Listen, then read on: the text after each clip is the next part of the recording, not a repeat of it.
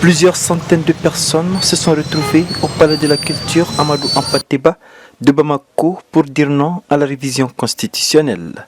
Il s'agit, selon le mouvement de soutien à la Ligue des imams du Mali, de dénoncer la notion de laïcité qui est dans la nouvelle constitution. C'est pas qu'on n'aime pas la constitution, c'est pas qu'on n'aime pas que la constitution soit changée, mais on veut juste seulement qu'il retire le mot la laïcité parce qu'on a vu que vraiment ça ne va pas avec notre valeur religieuse et sociétale. Les membres du Front uni contre le référendum qui se sont joints à cette mobilisation dénoncent, eux, l'irrégularité du processus de révision de la Constitution. Nous répondons à l'appel de ce soir car nous sommes contre la révision de la Constitution par les autorités illégales, illégitimes. Car la Constitution de 1992 stipule que la révision n'est possible que par une présidence de la République et des députés élus.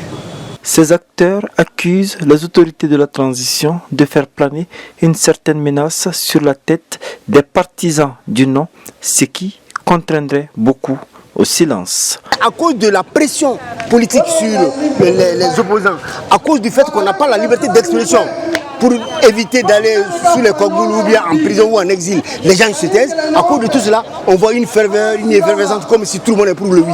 Non, si ça se faisait démocratiquement, si on était aussi un pays démocratique comme en 2017, il y aurait beaucoup plus de non dans la rue que de oui.